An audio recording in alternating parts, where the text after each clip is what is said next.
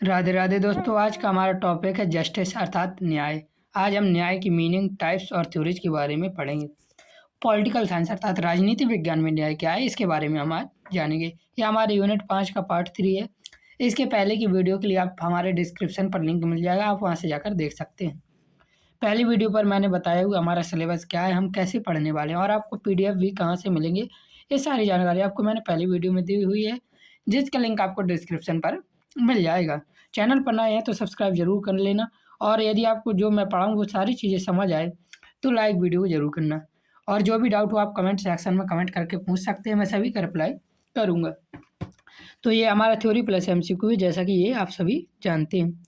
और भी जानकारी दी हुई है तो वीडियो देखकर जरूर आए भाई, पहला वाला जो कि डिस्क्रिप्शन पर लिंक है।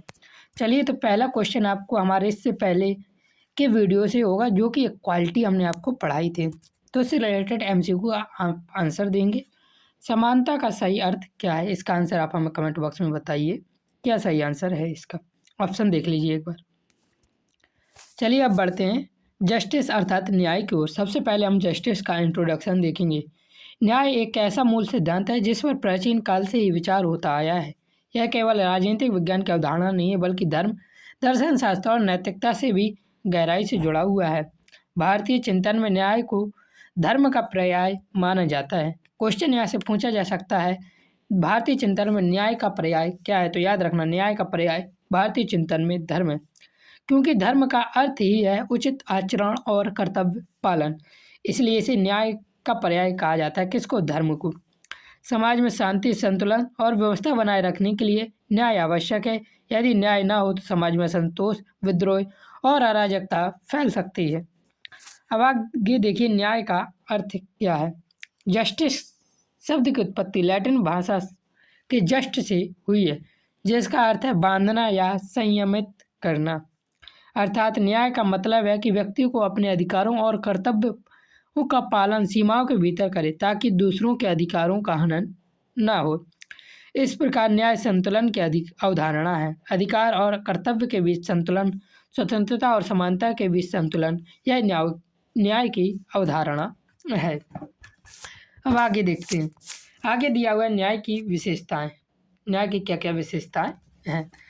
सबसे पहले न्याय निष्पक्षता होना चाहिए। न्याय की सबसे महत्वपूर्ण कसौटी है निष्पक्षता। न्याय करते समय किसी प्रकार का पक्षपात नहीं होना चाहिए। दूसरा दिया हुआ है उचित भेदभाव। भेदभाव होना चाहिए, लेकिन उचित प्रकार का भेदभाव होना चाहिए। न्याय का अर्थ यह नहीं है कि कोई भेदभाव ना हो। यदि भेदभाव योग्यता, क्षमता या परिस्थितियों के आधार पर हो तो वह न्याय संगत हो सकता है। जैसे कि एक स्टूडेंट अच्छे नंबर लाता है तो उसे एक अच्छा पुरस्कार मिलेगा, एक स्टूडेंट कम नंबर लाता है तो उसे थोड़ा कम अच्छा पुरस्कार मिलेगा।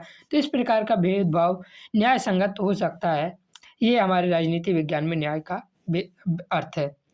स्वतंत्रता और समानता में संबंध। न्याय का स्वतंत्रता और समानता से क्या संबंध है? न्याय का स्वतंत्रता और समानता से गहरा संबंध है। यदि स्वतंत्रता असीमित होगी तो वह दूसरों के अधिकारों का उल्लंघन कर सकती है। इसलिए न्याय स्वतंत्रता को सीमित और संतुलित करता है। अब आगे देखिए, दिया हुआ न्याय के विभिन्न पक्ष। न्याय के कौन कौन से पक्ष? सबसे पहला पक्ष है लीगल पक्ष, ये जिसे हम कानूनी पक्ष कहते हैं। कानूनी न्याय का अर्थ है कि कानून सभी पर समान रूप से लागू हो, अपराध करने पर उचित दंड दिया जाए और निर्दोष व्यक्ति को दंडित न किया जाए। कानूनी न्याय समाज में शांति और व्यवस्था बनाए रखने का आधार है। अगला पक्ष दिया हुआ है राजनीतिक पक्ष, पॉलिटिकल एस्पेक्ट। राजनीतिक न्याय का अर्थ है कि सभी नागरिकों को समान राजनीतिक अधिकार प्राप्त हो।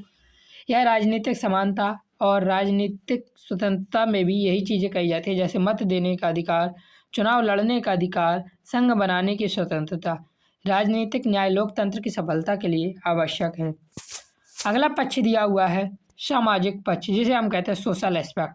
सामाजिक न्याय का अर्थ है कि समाज में किसी व्यक्ति के साथ धर्म, जाति, लिंग या जन्म स्थान के आधार पर भेदभाव न हो। प्रत्येक व्यक्ति को सम्मानपूर्वक जीवन जीने का अवसर मिलना चाहिए। आगे देखिए, दिया हुआ है आर्थिक पक्ष।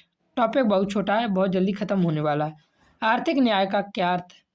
समान कार्य के लिए समान वेतन, क्षमता के अनुसार कार्य और आवश्यकता अनुसार वेतन और अत्यधिक आर्थिक विषमताओं का अभाव आर्थिक पक्ष का एक अर्थ है। यदि समाज में आर्थिक असमानता बहुत अधिक हो तो सामाजिक और राजनीतिक न्याय भी प्रभावित होता है। अब आपके लिए हमने कुछ एमसीक्यू लिए हुए हैं, इन एमसीक्यू को देख लीजिए। जस्टिस शब्द की उत्पत्ति किस भाषा से हुई है? इसका आंसर आप हमें कमेंट में बताएंगे। अगला क्वेश्चन दिया हुआ है, न्याय की सबसे महत्वपूर्ण कसौटी क्या है? कठोरता है, निष्पक्षता, समान परिणाम है या दंड है? और अगला एमसीक्यू देखिए दिया हुआ है, समान कार्य के लिए समान वेतन किस पक्ष से संबंधित है? कानूनी न्याय से, राजनीतिक न्याय से, सामाजिक न्याय से या आर्थिक न्याय से? इसका आंसर भी आप हमें कमेंट में बताएं। अगला क्वेश्चन, ये एमसीक्यू बहुत इंपॉर्टेंट है आपके पेपर में आने के, इसके 100% चांस है। यदि 3 से 4 यूनिवर्सिटीज़ का आप पेपर उठा के देखेंगे तो ये ज़रूर आपको मिलने वाले हैं। मत देने और चुनाव लड़ने का अधिकार किस प्रकार के न्याय से संबंधित है? तो ये आपको सही आंसर इसका पता ही होगा। आंसर कमेंट में ना बताएं या बताएं, लेकिन इसे आप कॉपी में लिखकर जरूर रखें। अगला दिया हुआ है, कानून का निष्पक्ष और समान रूप से लागू होना किसका उदाहरण? आर्थिक न्याय का, कानूनी न्याय का, सामाजिक न्याय का या नैतिक न्याय का? अब इसका कंक्लूजन देख लेते हैं। न्याय संतुलन और निष्पक्षता की अवधारणा है, स्वतंत्रता और समानता के बीच सामंजस्य स्थापित करता है। न्याय को कानूनी, राजनीतिक, सामाजिक और आर्थिक पक्ष मिलकर एक न्यायपूर्ण समाज की स्थापना करते हैं। आधुनिक लोकतांत्रिक राज्य में न्याय को सर्वोच्च मूल्य माना जाता है, क्योंकि इसके बिना ना तो स्वतंत्रता सुरक्षित रह सकती है और ना ही समानता स्थापित हो सकती है। यदि मैंने जो आपको पढ़ाया वह समझ आया है तो वीडियो को लाइक जरूर कर देना। चैनल पर नए हैं तो चैनल को सब्सक्राइब जरूर कर देना। जय हिंद, जय भारत, राधे राधे।